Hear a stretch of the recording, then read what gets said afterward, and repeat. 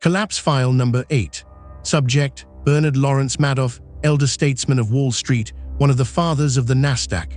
The fund, $65 billion, run from a single floor behind a keycard door. Number of trades executed for his clients in more than a decade, 0. Cause of death, a regulator that was handed the answer in writing 5 separate times. This is the Collapse Files. First, understand what Bernie Madoff was not: a shadowy outsider. He was the establishment itself, a former chairman of the Nasdaq stock market, a man regulators consulted when they wrote the rules, treasurer of a university board. To thousands of families, he was simply Uncle Bernie, the safest pair of hands in New York. His kingdom was an oval red granite tower on 3rd Avenue that New Yorkers called the Lipstick Building. Bernard L. Madoff Investment Securities occupied 3 floors of it. Remember that number, 3 floors, because the geography of this building is the geography of the crime. The investment fund was sold the way you sell a secret. You did not apply to get in. You were allowed in at the Palm Beach Country Club, at charity boards, at weddings. Madoff turned people away, and the rejection only sharpened the appetite. Exclusivity was the marketing, trust was the product. And the money that flowed in was not just the money of the rich. It was charities, university endowments, the Eli Wiesel Foundation for Humanity, Hadassah, the women's organization. Pension money, wedding money, retirement money, funneled indirectly or through vast feeder funds that existed almost entirely to hand Madoff their clients' cash. The feeder funds were the fraud's circulatory system. Firms with elegant names raised billions across Europe, Latin America, and the Gulf, charged their clients handsome fees for access to the miracle, and wired the money straight to Madoff. Many asked few questions. The fees were an excellent reason not to. What did they get in return? A miracle of consistency, roughly 1% a month, year after year, in bull markets and crashes alike. One major feeder fund reported just 7 losing months in 14 years. The returns were never spectacular, that was the genius. Just smooth. Impossibly, mathematically smooth. Now the twist that protected everything. The Madoff business the world could see, floors 18 and 19, was completely real. A respected market-making operation, one of the largest on Wall Street, processing a torrent of genuine trades every day. Regulators toured it. That legitimate machine upstairs was the alibi. Nobody audits a legend. The fraud lived 1 floor down. The 17th floor was a different world, shabby, cramped, and sealed behind keycard access even for Madoff's own senior staff. Its beating heart was an aging IBM computer, an AS/400, whose only real job was printing fiction. Here a lieutenant named Frank Di Pasquale and a small crew manufactured the past. They took yesterday's newspaper prices and typed in trades that had never happened, backdated, hand-tuned to deliver the promised return, then printed onto account statements and mailed out. When clients asked for money, it was paid with other clients' deposits. The definition of a Ponzi scheme. The cover story had a name: the split-strike conversion, a strategy of blue-chip shares wrapped in options, supposedly threading the market's needle month after month.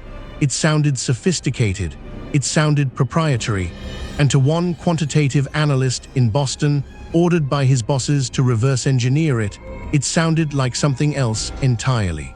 Harry Markopolos ran the numbers on Madoff's returns, and the numbers refused to exist. He later said it took him 5 minutes to suspect fraud and about 4 hours of modeling to prove it. The strategy could not produce that return stream.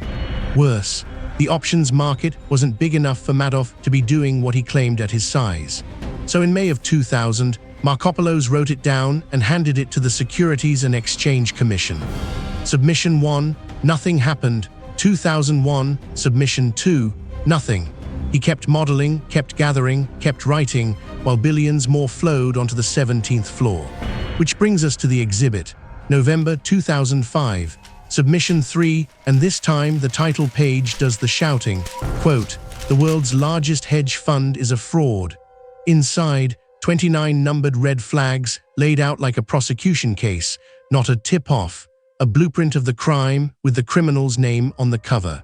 The red flags were not exotic. Flag, The returns rose at a 45-degree line, a slope that does not exist in finance. Flag: the strategy would have required more options than existed on the entire exchange. Flag: he charged no fund fees, leaving fortunes on the table senseless unless the fund itself was the fiction. When examiners did come close, the 17th floor performed. Fresh printed statements look fresh, so staff later testified. The crew chilled them in the office refrigerator and tossed them between colleagues like a salad until the paper looked handled, aged, real. The world's largest fraud was defended at the decisive moments with a fridge. And the SEC, its own Inspector General, later tallied the damage. 6 substantive warnings about Madoff over 16 years, 3 examinations, 2 investigations. The 2005 letter did trigger a review, which ended with Madoff registering as an investment advisor and the file quietly closing in 2006. The examiners had interviewed Madoff himself. He lied. They accepted it. And still he did not stop. Submission 4, 2007. Submission 5, 2008, months before the end. 5 warnings across 9 years from the same man saying the same thing. The answer every time was silence. And the professionals, many of the sharpest firms on Wall Street, had quietly reached Markopolos' conclusion on their own. Analysts at one elite quantitative fund circulated internal doubts. Major banks declined to trade with Madoff's fund or steer clients his way. Nobody called the police. They simply stepped around the body and went on with their day. Here is the detail that should keep regulators awake at night. Every real trade in America leaves a record at a central clearing house. One phone call, one asking it to confirm Madoff's holdings, would have returned the answer. There is nothing there. Across all those examinations, that call was never made. Then 2008 arrived, and the tide went out on everyone at once.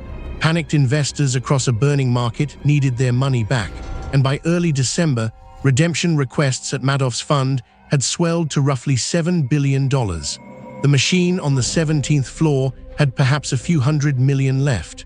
Arithmetic did what the regulator would not. On the 10th of December, 2008, Madoff called his sons into his apartment and told them the business managing other people's fortunes was, in his words, one big lie. His sons called a lawyer. The lawyer called the government.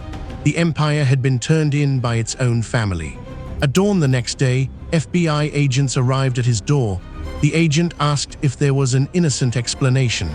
Madoff answered, "There is no innocent explanation." He was arrested in his bathrobe, and by evening the name on half the charity plaques in New York was a synonym for fraud. Now the tally could begin. The final account statements, the fiction printed by that computer, told clients they held roughly $65 billion. The real money fed in over the decades was on the order of $19 billion. The rest had never existed anywhere except on paper, compounding politely at 1% a month. The court-appointed trustee, Picard, sent forensic teams into the 17th floor. Their conclusion was the purest sentence in this entire file. No evidence could be found that any securities were purchased for customers in at least 13 years. Not suspicious trades, not bad trades, no trades. The world's most trusted fund had been a mailing list and a printer. The victims learned the hierarchy of ruin. Those who had withdrawn more than they put in would be sued to give it back. Those who trusted longest lost most. Charities closed. Retirees returned to work in their 80s, and investigators traced the scheme's roots back decades to at least the 1970s. In June 2009, Madoff stood before a federal judge who called the crime extraordinarily evil and sentenced him to 150 years. Frank Di Pasquale pleaded guilty and cooperated. He died before he could be sentenced. Madoff's brother took 10 years.